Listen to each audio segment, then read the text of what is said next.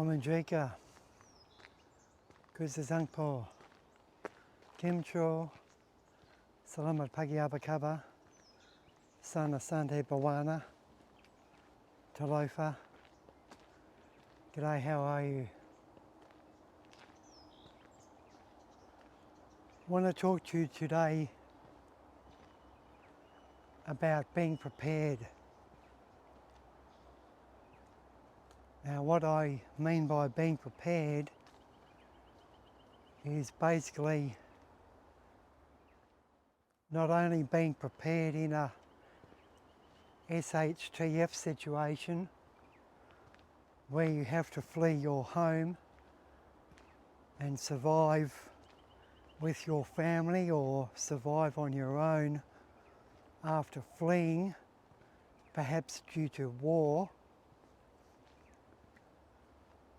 but also surviving short term, whether it is a bushfire, a flood, the banking system going down, major cyber attack on our water supply, electricity grid going down, gas supply going down, petrol rationing, civil unrests, protests, home invasions, political uprisings. There's all sorts of scenarios. I want you to be prepared as much as you can. So I want you to have backup plans, backup scenarios.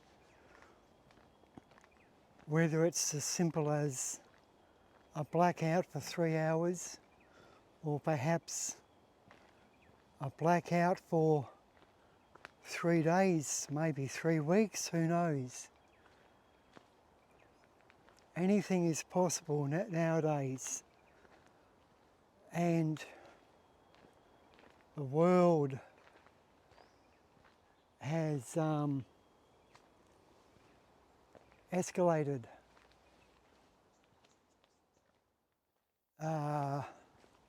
It's escalated to a point of basically no return unless there's a massive truce. But I can't really see that happening, and I'm speaking with regards to the wars going on. Not just Russia and Ukraine, but there's pressure. I hear something in the bush.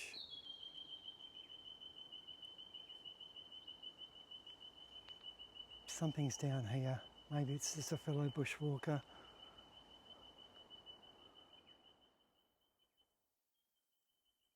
And I'll stop this video about being prepared. I think I hear something.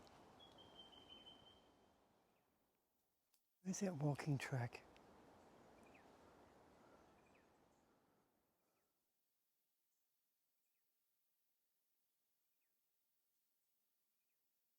I might just turn around. I've got an uneasy feeling. Uneasy feeling. Doesn't feel right. Okay, I'm turning around.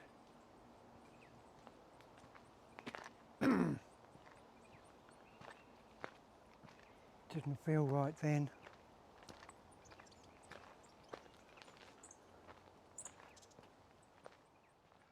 I guess that's quite poignant when I'm talking about being prepared. You've got to be prepared for anything. And I'm acutely aware of when to turn around on a bushwalk. Look where I am.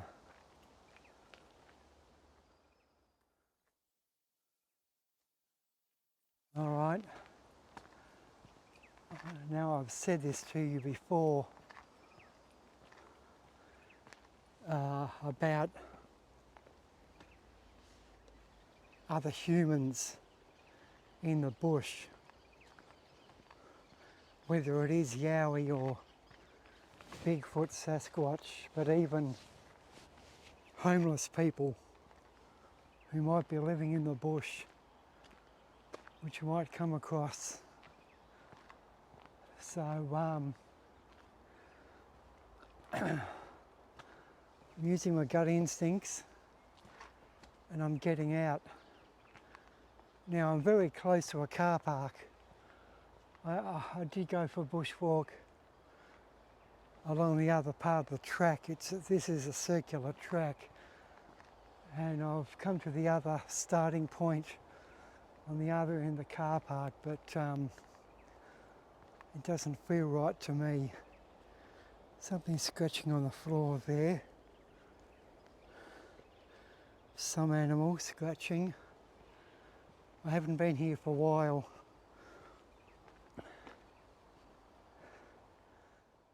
So yeah, I'll use my gut instincts, turn around and walk out.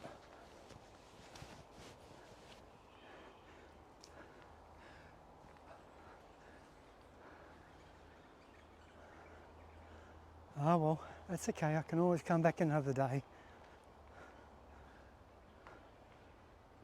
You just got to be switched on. You got to be acutely aware of your sixth sense, your gut instinct. That could have just been a fellow bushwalker, but my gut instinct said get out. So that's what I'm doing. I'm not going to investigate. I'm not going to be a hero. I'm going to protect myself and get out so I can fight to live another day, live to fight another day.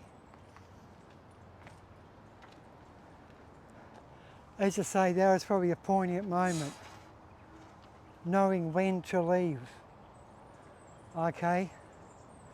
Now, it can be anything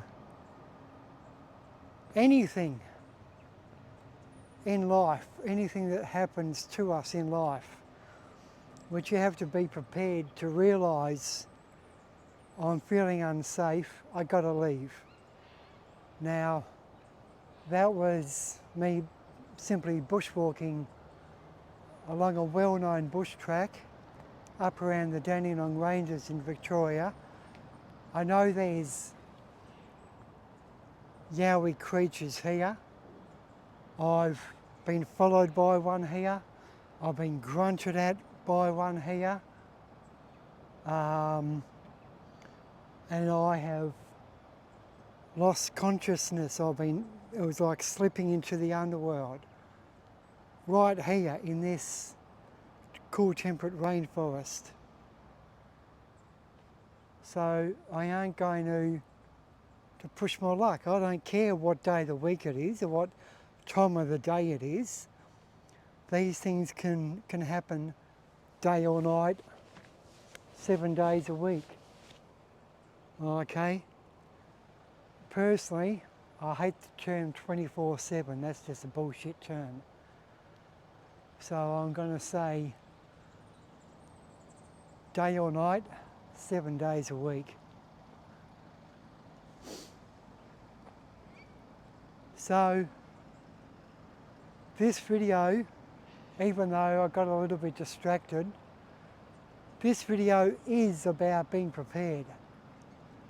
Not only coming across a Yowie, Sasquatch, human, or having a gut instinct of leaving the forest, but also being prepared for things like a blackout, petrol rationing, civil unrest, wars escalating. You simply have to be prepared and have your own backup as an individual and as a family. All right? Now, you might think that I'm a bit of a douchebag, a bit of an idiot. You might think I'm a bit paranoid. But to be honest, better safe than sorry. And to be quite frank, I will probably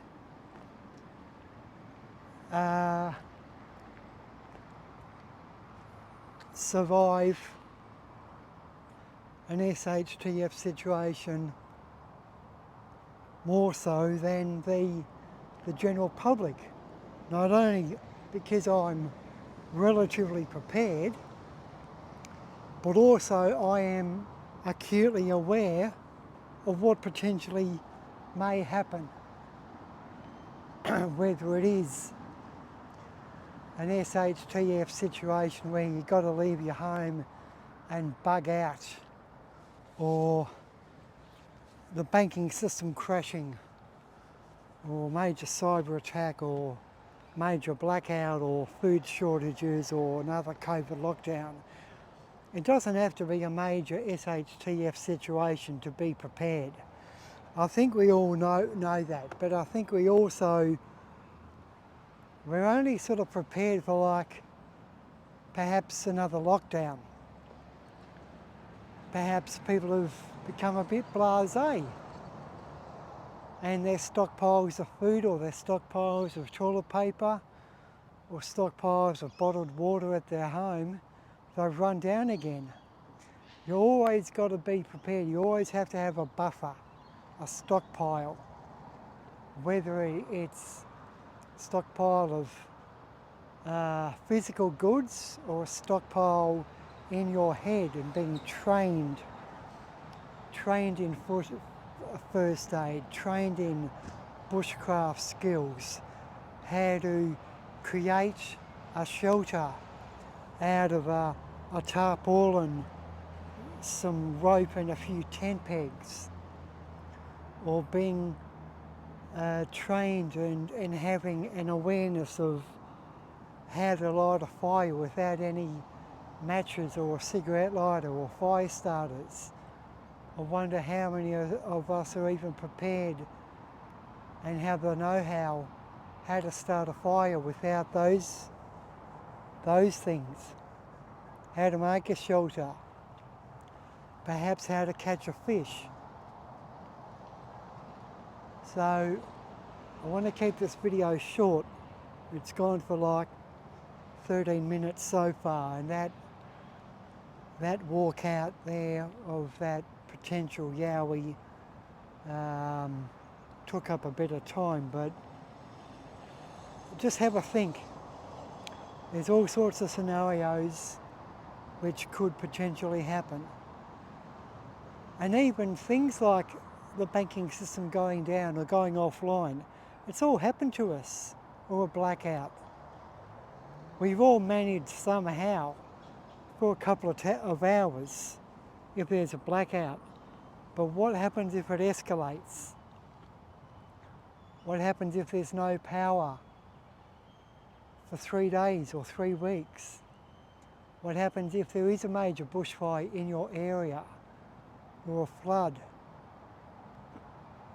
or a major banking cyber attack, and we can't use our banking app on our phone? All of the branches are closed. Perhaps another lockdown, or a cyber attack, or the internet going down. How can we survive without the banking industry? Do we have enough food at our home, and petrol and water and clothing for us to survive without the banking system going offline for a couple of weeks? Is our credit card payments up to date? Is our insurance up to date? Do you really want to worry about insurance in a SHTF situation? You might think, stuff it, every man for himself.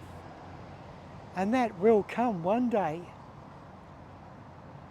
In a SHTF situation, you're not going to worry about renewing your insurance, or keeping your payments up to date with insurance, or even, for example, renewing your car registration, or renewing your driver's license. You're just going to be driving your car anyway. and saying stuff it. Okay? So I know technically that's against the law, and I don't agree to breaking the law, but in a SHTF situation, you might have to come across that bridge. You might have to cross that bridge when it comes. In all-out civil unrest, when there's people breaking into shopping centres and gathering as much food, and people breaking into homes, and you've got to protect your home, well then it's every man, woman and child for himself, isn't it? You are going to protect your home. If a burglar breaks into your home, you are going to grab, whether it's a baseball bat or a bloody kitchen knife, you are going to protect your home, no matter what, unless you just run out, break a window and run out of your home.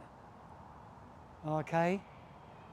And that's the type of scenario. I know it's a fairly strong scenario, but that's something everyone might have to consider. What if your home is burgled and you are home? What are you going to do? What are you going to do if there's a extended power outage? What if you can't access the internet on your phone to get an hourly update of when the power is going back on? It might be a major catastrophe, and people are still sitting at their home thinking, oh yeah, it'll only be a 3-hour blackout, but the system is so broken that the power might not go on for weeks, potentially months. At what point do you realise that, oh shit, I'm in a really vulnerable situation, I need to act? Do you stay home and protect it, or do you leave home and go bush? Do you grab your tent? Do you have a tent? Do you have a sleeping bag? Do you have camping gear which you can go to a relatively safe bush location, or location up around the hills or in the deserts or mountains where you can bunker out and camp for an extended period of time? How much food do you have? How much food can you take with you? Do you not worry about frozen food because the power's gone out anyway and all of your food in the fridge has gone off anyway, or you've eaten it? How much water do you have? How much tinned goods do you have? Can I get ice from a service station or a shopping centre to fill my esky? How much firewood do I have? Do I have fire lighters? Do I have a few cigarette lighters? Do I have waterproof matches? Do I have a tent, tarpaulins, a mattress to sleep on, even if it's a piece of foam? It's these sorts of things people should be aware of and being conscious of in a SHTF situation. I don't want to make anyone panic, but the potential is there. Not just world wars, but you know, if there's a major cyber attack, for example, and the banking system goes down and there's no internet and there's no electricity, you know, the amount of systems in place on which we rely on electricity, if they're not around, if they're not operational, then we have to go back and live the way our ancestors lived. Perhaps going back 60 years or going back 100 years. Perhaps we might need to live off the land and hunt and gather our own food and catch fish. How much tin goods do we have? How many tins of spam do we have? How many bags of rice do we have? Can we make our own bread? Can we make our own damper in a bushfire, in a basic bush oven? Make a loaf of bread with flour and add a few sultanas to it and make a damper so we can survive. Do you know how to make damper? Do you know how to make a basic cake in a camp oven? Okay.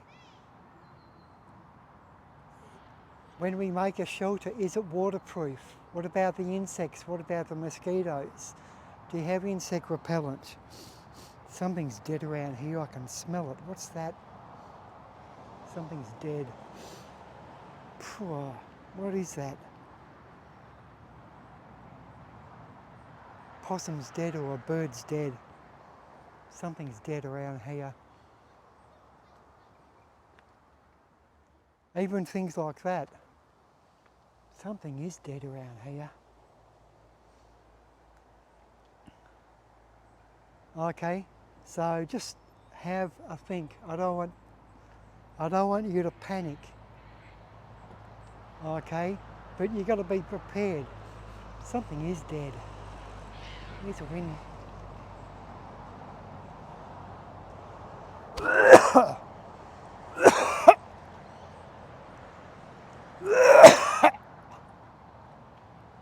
God.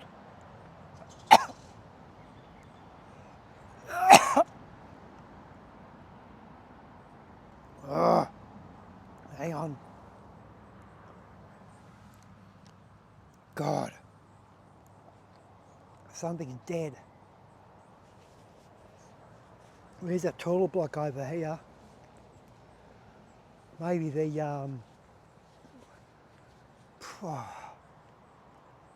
maybe they're not on the main sewer line. Maybe it's a septic tank, and that's full. But it bloody stinks. And that's something else you've got to be aware of. You know, how much toilet paper do you have? Can you dig your own dunny? Can you dig your own pit toilet? What gardening tools do you have? If you do flee your home, can you take a few gardening tools? A spade to dig a trench around your tent in case it rains. A spade to dig a toilet so you can do your business. Okay? So, all sorts of scenarios.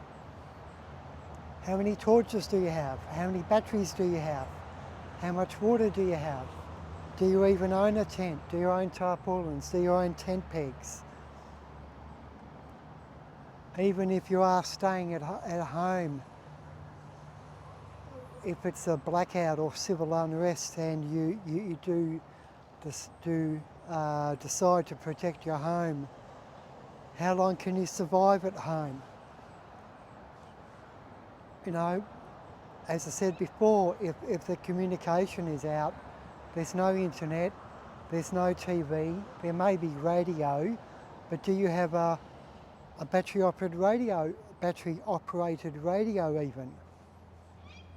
Do you have a hand cranked radio so you can tune into the emergency services? Do you own a personal locator beacon? Do you have a CB radio so you can tune into the trucking channel or the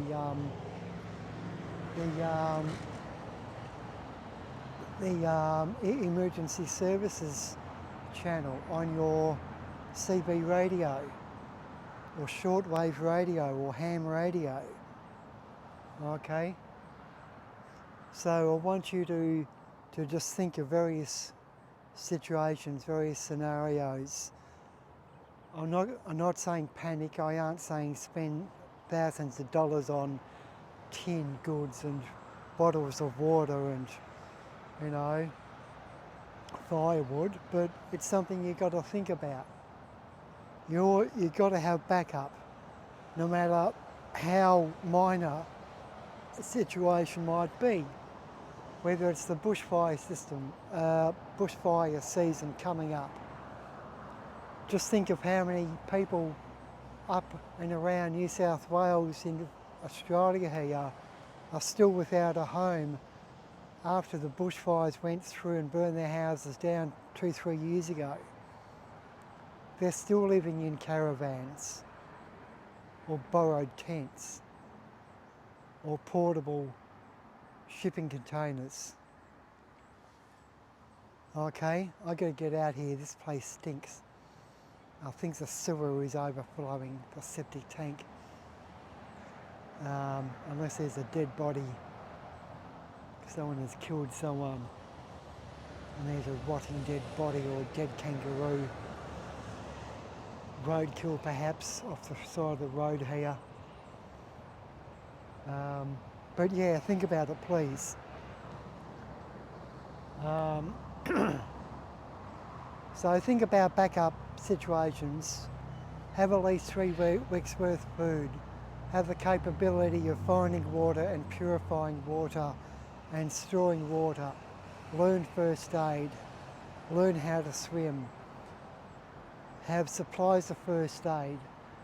Have supplies of shelter, warm clothing, waterproof clothing, insect repellent. Okay. What do you do if there's a bushfire? Do you have a gas mask even? Okay. How can I protect myself? Do you know self-defense? God, this stinks. I got to finish this video. Got to get out of here. Something's died. All right, I'll let you guys go and gals. So please be prepared. Okay, scenarios might only last 3 hours. They could potentially last 3 days, 3 weeks.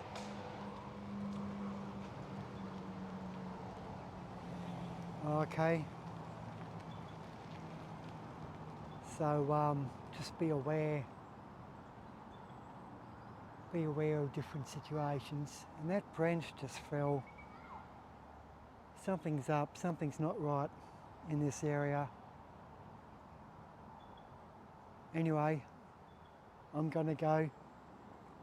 And even backup transport. What if the roads are blocked, power lines down, trees down? You know, it could be a massive storm, hailstorm, rainstorm. Okay, anything's possible. Looting, home invasions, civil unrest. Okay, so have a plan for when you stay and have a plan for when you leave and you've got to bug out. Think about it please. All right, you be good, you be safe, and I'll talk to you guys and girls later. See ya.